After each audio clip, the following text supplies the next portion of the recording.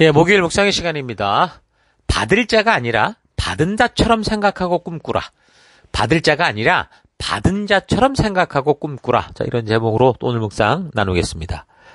자, 어제 우리는 4장에서 9장까지 솔로몬이 이 성전과 예루살렘 성전과 그리고 왕궁을 거의 20년에 걸쳐 공사하는 그 과정과 또 완성된 성전을 하나님 앞에서 봉헌하며 그 하나님의 법도 안에서 바르게 살 것을 백성들에게 권하고 또 하나님 앞에서 아버지 다윗과 맺은 그 하나님의 약속을 근거로 기도하며 간구하는 이런 내용들을 우리가 쭉 살폈습니다. 그런데 9장에서 하나님은 이전에 예루살렘 성전을 지으며 순종하는 삶을 살고자 할 때 그에게 나타나 하나님 주신 법도와 규례를 따라 잘 살아야 된다고 격려했던 것처럼 솔로몬이 지금 이 잘 풀어져 가고 이거 통치한 중반기쯤 자신의 명성도 가장 높아질 때 그에게 또 똑같이 나타나셔서 같은 말씀, 그러니까 같은 존재의 목적과 삶의 이유를 다시 되언급해서 말씀해 주시는 것을 우리가 봤어요.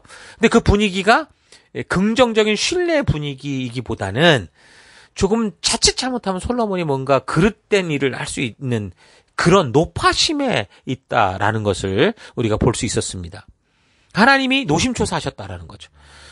뭔가 잘 되고 잘 넘어가서가 아니라 8장과 9장 사이는 13년의 간격이 있었다고 그랬죠. 성전의 8장의 성전을 완성하고 그리고 9장에 와서 그런 축복을 준 게 아니고 8장의 성전이 완성되고 9장에서는 13년 동안의 어떤 이 왕궁 공사가 완성되고 뭔가 잘 나가는 그때 하나님이 말씀하셨다라는 거예요. 그래서 그 내용을 볼 때 그 내용 자체가 긍정의 얘기가 아니라 뭔가 좀 불안한 노심초사하는 그런 마음이 있는 것을 볼 수 있었던 거죠. 그러니까 하나님은 우리가 잘 되기를 원하세요. 근데 우리가 잘 돼서 바르고 온전하면 좋겠는데 대부분 사람들은 잘 되면 금세 교만해지고 또 과한 욕심에 빠지기 때문에 하나님은 우리가 잘 되기를 정말 바라시면서도 노심초사하시는 것을 우리가 볼 수 있습니다. 이런 일은 남의 얘기가 아니라 바로 나의 이야기일 수 있기 때문에 우리가 늘 겸손하고 낮아지는 삶을 살아가는 우리가 되어야 됩니다. 내가 우리 교회를 생각할 때도 그래요. 뭔가 우리 교회 안에 정말 수많은 사람들, 우리가 지금 예배드리는 스쿼처치 안에 사람이 꽉 차도록 만약에 모이는 그런 교회가 됐다면 나는 일찌감치 교만에 떨어져서 낭망했을 거다. 그런 생각이 듭니다. 지금의 나의 수준을 보거나 나의 꼬라지를 보면 다 그런 모습인 거죠. 어떻게 보면 지금 하나님이 우리의 이런 사명을 이렇게 감당케 하시는 이유는 이게 지금 우리가 이 선을 넘어가지 않고 겸손하게 살 수 있도록 인도하시는 하나님의 축복이다라는 생각을 많이 하게 됩니다. 자, 이런 사실 우리가 잘 기억해야 돼요. 자, 어찌됐든 솔로몬은 이제 최고의 전성기를 맞으면서 달려가는데 10장은 과연 솔로몬 왕이 그렇게 하나님의 축복을 받아서 뭐 지혜에 있어서나 뭐 군사적, 경제적으로 얼마나 큰 도약적인 발전을 이루게 됐나 이걸 보여주거든요. 그 당시에 그 금이 차고 넘쳐서 은 같은 경우는 귀금속으로 치지도 않을 정도로 돌멩이 취급할 정도로 뭐 정치, 경제, 군사, 건축, 문화 등 다방면에서 이 솔로몬의 시대는 엄청났던 거죠. 오늘날 뭐 한류가 갑자기 세상 속에 이렇게 주목을 받는 것처럼 그보다 더한 주변국들의 관심과 막 승승장구하는 형통한 삶을 살아가는 최고점을 10장에서 보여줍니다. 자, 그런데 그 최고의 정점에 오른 10장에서 11장을 딱 보면 넘어가면 솔로몬이 하나님의 약속과 말씀을 어떻게 대하며 살았는가라는 게 딱 보이는 거예요. 11장 1절. 솔로몬 왕이 바로의 딸 외에 이게 3장에 있었던 일이잖아요. 초기에. 근데 그다음 이방의 많은 여인을 사랑하였으니 곧 모압과 암몬과 에돔과 시돈과 헷 여인이라. 여호와께서 일찍이 여러 백성들에게 그들과 통혼하지 말아라 이렇게 말씀하셨는데 결국은 따라가다가 결국은 그렇게 하지 말라 하셨는데 솔로몬은 그들을 사랑했다. 이렇게 지금 얘기가 나오거든요. 11장 시작되자마자 이 말이 나와요. 10장의 그 화려한 그 엄청난 축복을 얘기하다가 11장에 바로 이런 얘기가 나와요. 이거는 신명기 7장에서 하나님이 금하신 명령이었거든요. 처음 가나안을 점령해 갈 때 그 가나안 7족속들과 통혼하지 말라고 명하셨단 말이에요. 근데 이제 솔로몬 경우는 어떻게 보면 가나안 7족속은 이미 멸망했고 뭐 같이 살고 있다고 해도 어쨌든 그 7족속이 아닌 모압, 뭐 에돔, 시돈 애굽 이런 여인들과 결혼 동맹을 맺게 되잖아요. 그렇다면 하나님이 굳이 뭐 7족속과 하지 말라고 그러지 다른 족속은 아니지 않느냐 그렇게 생각할 수도 있는데 그렇지 않습니다. 중요한 건 이게 가나안 족속의 여인이냐 아니냐 이게 아니에요. 신명기 7장 4절 그가 너의 아들을 유혹하여 그가 여호와를 떠나고 다른 신들을 섬기게 함으로 여호와께서 너에게 진노하사 갑자기 너희를 멸하실 것입니다. 그러니까 뭐예요? 그 여인들이 어떤 여인이든 간에 결국 남자들을 유혹해서 여호와를 떠나 다른 신들을 섬기게 하는 이게 핵심이라는 거죠. 자, 그렇다면 심지어 같은 이스라엘 족속의 같은 혈통이라고 해도 이 사람이 하나님과의 약속을 떠나 성도라고 해도 하나님의 약속을 소홀히 여기고 세상을 쫓아 사는 사람들 이런 사람들도 여기에 해당될 수 있다라는 거예요. 근데 솔로몬은 나라를 위한답시고 우상을 섬기는 이방인들과 결혼 동맹을 수없이 맺었는데 결국 그 정략 결혼을 통해서 그 나라를 이 세계의 중심으로 세우려고 했던 그 지혜롭고 똑똑한 솔로몬이 그 자신이 말씀의 경고대로 무너지죠. 11장 3절 왕은 후궁이 700, 첩이 300이라 그의 여인들이 왕의 마음을 돌아서게 하였더라. 솔로몬의 나이가 많을 때에 그 여인들이 그의 마음을 돌려 다른 신들을 따르게 했으므로 왕의 마음이 그의 아버지 다윗의 마음과 같지 아니하여 그 하나님 여호와 앞에 온전치 못하였으니 이는 시돈 사람의 여신 아스다롯을 따르고 암몬 사람의 가증한 밀검을 따랐다. 이렇게 얘기를 합니다. 그 하나님의 약속과 법도와 규례대로 살아나가면 지금 하나님이 나라를 지키시고 세우시고 하나님의 나라를 이끌어 가시는 것이 이제 하나님의 약속인데 솔로몬은 지금 하나님의 그 말씀대로 순종하기보다 하나님 주신 축복을 가지고 하나님의 나라를 경곡해 가는 게 아니라 자기가 뭘 해보겠다고 정략적인 결혼을 이방들과 하나님의 뜻이 위배되는 그런 짓들을 하다가 결국 그 스스로가 그 불순종의 올무에 빠지고 말았죠. 결국 솔로몬은 그래서 하나님으로 하여금 피눈물을 흘리게 하는 그런 존재가 됐어요. 피눈물을 흘리게 하는. 그러니까 하나님은 솔로몬이 잘하려고 할 때 그 2번이나 그를 찾아가서 격려하고 바른 길을 갈 수 있는 그 분명한 말씀을 해주셨잖아요. 또 그가 잘못된 길을 가려고 할 때도 분명히 다른 신을 쫓지 말라고 경고해 주셨어요. 11장 9절 솔로몬이 마음을 돌려 이스라엘 하나님 여호와를 떠남으로 여호와께서 그에게 진노하시니라. 여호와께서 일찍이 2번이나 그에게 나타나시고 이 일에 대하여 명령하사 다른 신을 따르지 말라 하셨으나 이렇게 말하죠. 여러분 하나님의 일하심을 잘 보세요. 인격적인 하나님이라고 그랬죠. 그래서 하나님은 미리 이 백성들이 자유지를 가지고 살아가기 때문에 그들이 뭔가를 결정하기 전에 다 알려주시는 하나님이시란 말이에요. 그래서 하나님은 당신의 사람들이 이렇게 살아가게 되면 참 하나님의 뜻을 듣고 다 알겠습니다. 살겠습니다. 그래놓고 솔로몬처럼 이렇게 살면 정말 하나님이 피눈물 흘리시 가슴 찢어지는 거죠. 말을 안 한 것도 아니고 미리미리 이 성도로서 나아갈 바를 다 알게 해주셨고 그 어떤가 상황과 환경 속에서 바르게 나아갈 법도 규례 가치 그러니까 방향성을 주셨고 바운드리를 주셨는데 그걸 예사로 무시하고 자기 욕심과 생각을 따라 자기 생각대로 살아가니까 어떻게 하겠어요? 하나님 정말 속이 타시는 거죠. 부모님들도 그렇거든요. 우리가 자녀를 키울 때 자녀들에게 아무 생각 없이 살게 하지 않아요. 앞으로 내가 이런 일이 있을 거야. 이렇게 하면 이렇게 될 거야. 저렇게 할 거야. 다 말을 해주거든요. 근데 그거에 대한 의미를 모르고 그 진정한 그 뜻을 모르고 막 해버리면 이게 어떻게 되겠습니까? 완전히 이거 속이 타는 거죠. 부모님들의. 그래서 계속해서 설득하시고 하나님은 끊임없이 돌이키게 하려고 애를 쓰시는 거예요. 성경의 얘기가 다 그런 얘기잖아요. 그러니까 이 세상의 끝장이 나는 이 세상 마지막 종말도요. 하나님이 끝장내는 게 아니라 사람들이 끝까지 결국에는 돌이킬 방법이 없는 마지막까지 갔기 때문에 이 세상의 종말이 온다라는 건 분명한 거예요. 그래서 하나님께서는 한두 번 잘못해가지고 결코 뭐 징계 내리고 심판으로 그냥 다 때려 엎고 이런 분이 아니세요. 오래 끝까지 참은 하나님이 절대로 포기하지 않아요. 그러니까 결국 이 세상의 종말도 꽤 우리 하나님이 포기해서가 아니라 인간이 포기하고 인간이 외면해서 생기는 끝이라는 거죠. 그런데 그럼에도 불구하고 이 인간들이 계속 그 고집을 피우고 욕심을 피우고 살아가면 어떻게 돼요? 하나님도 어쩔 수가 없는 거예요. 11장 10절 그가 여호와의 명령을 지키지 않았으므로 11절 그러므로 주께서 솔로몬에게 이렇게 말씀하셨다. 네가 이런 일을 했고 내 언약과 내가 너에게 명령한 내 법규를 지키지 아니하였으니 내가 반드시 너에게서 왕국을 떼내서 너의 신하에게 주겠다. 다만 네가 사는 날 동안에는 너의 아버지 다윗을 봐서 그렇게 하지 않겠지만 너의 아들 때에 이르러서는 내가 이 나라를 갈라놓겠다. 그러나 이 나라를 갈라서 다 남에게 내주지는 않고 나의 종 다윗과 내가 선택한 예루살렘을 생각해서 한 지파만은 너의 아들에게 주겠다.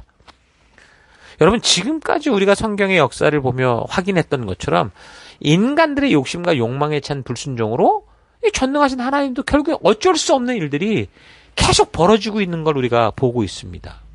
하나님은 항상 당신의 의지가 있고 뜻이 있기 때문에 약속을 해요.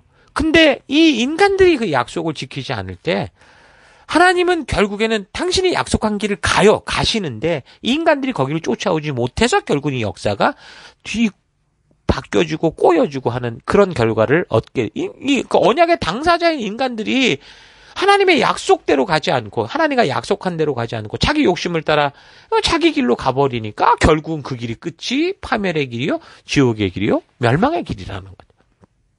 그래서 솔로몬이 타락하여 이렇게 죄를 고집하니까 그러니까 하나님이 미리 말씀해 주셨던 그 일들 경고하셨던 그 일들이 벌어지는 거예요. 대적들이 일어나죠. 이건 하나님의 심판이 아니에요. 솔로몬으로 하여금 지금 잘못된 방향으로 가고 있다라는 것을 알리는 이것도 어떤 최후의 그 어떤 경고라고도 할 수 있어요. 만약에 잘못된 게 심판이라고 그러면 끝장내면 되는데 대적들이 일어났다라는 것은 하나님이 경고하신 그 경고대로 지금 이게 벌어지고 있다라는 마지막 경고가 되는 거죠. 그래서 남쪽에서는 에돔 족속이 그 하닷이라는 왕이 일어나서 괴롭혔고 북쪽에서는 다메섹의 르손이라는 왕이 괴롭혔고 같은 이스라엘 내에서는 이제 에브라임 지파 여로보암이라는 사람이 솔로몬을 대적하게 되죠. 그러니까 도처에서 대적이 일어나는 거예요. 그러니까 이런 걸 보면 지금까지 이스라엘이 뭐 번영하고 번성했던 것은 솔로몬이 정치를 잘해서가 아니에요. 결코 하나님이 지켜주셨기 때문이죠. 대적들 없이 안정과 번영을 그렇게 해서 누릴 수 있었던 거죠. 여러분 우리 인생도 마찬가지입니다. 우리의 삶의 어려운 문제들이나 대적들에 대해서 내가 힘있고 잘나서 그 위기를 누르고 극복해가는 게 아니에요. 내가 잘해서가 아니라 하나님께서 항상 나를 지켜주시고 계시기 때문에 그들이 힘을 쓰지 못하는 거예요. 그럼 나는 어떻게 되느냐? 하나님의 백성답게 그 백성다운 비잉의 문제 그 문제를 우리가 잘 하나님 백성답게만 되면 되는 거예요. 이런 사실 잊지 마십시오. 그러니까 대적들을 누르는 힘은 자신의 능력이나 지혜, 어떤 나라의 국방력이나 어떤 경제력이 아니라 그 백성들이 하나님의 약속과 명령대로 살아내고 있는 그 순종력, 그러니까 순종의 힘에 있는 거죠. 그런데 하나님의 약속과 명령대로 서지 않고 죄의 길을 고집하면 어떻게 돼요? 하나님께서 지탱해 주시고 지켜줄 수 있는 끈들을 그들이 다 스스로 끊는 거잖아요. 낙하산을 타고 내려오는데 줄을 하나씩 끊어버리는 거예요. 하나님의 보호막을 스스로 다 끊어버리니까 어떻게 돼요? 결국 대적하는 적들에 의해서 당할 수밖에 없는 거죠. 그러니까 여러분 성경이 말씀하는 형통의 길은 오직 하나예요.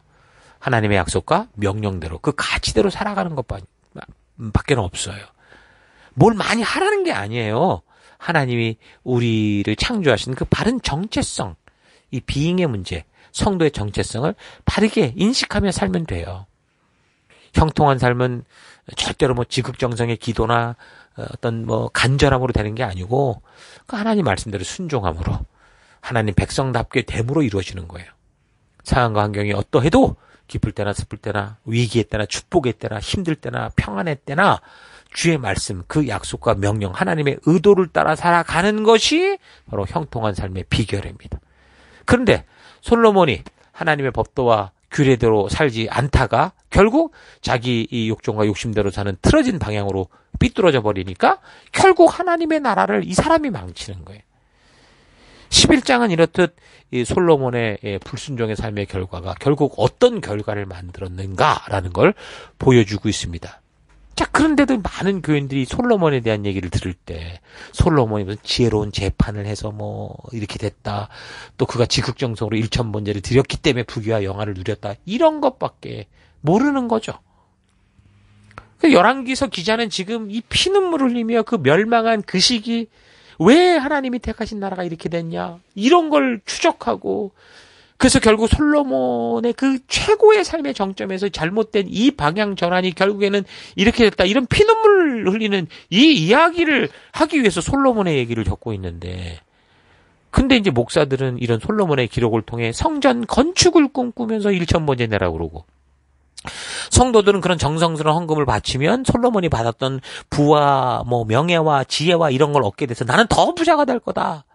이런 식으로 착각을 하면서 오해하고 있는 게 오늘 우리 이 교회들의 또 교인들의 현실이라는 거죠. 여러분, 우리 성경과 역사를 통해 바르게 이 역사를 보는 우리가 됐으면 좋겠습니다.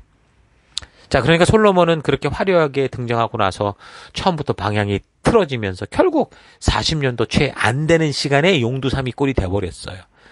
그래서 그의 말년에 여인들에게 빠져서 이제는 그 후대들에게 후대 시대에도 그 다음 시대도 도저히 풀 수 없는 엄청난 숙제, 남북으로 나라가 나뉘고 하나님의 말씀으로 도저히 돌아오지 못하는 다리가 꺾이고 부러진 그런 흔적을 남기고 죽고 마는 거죠. 이게 솔로몬의 일생이었습니다.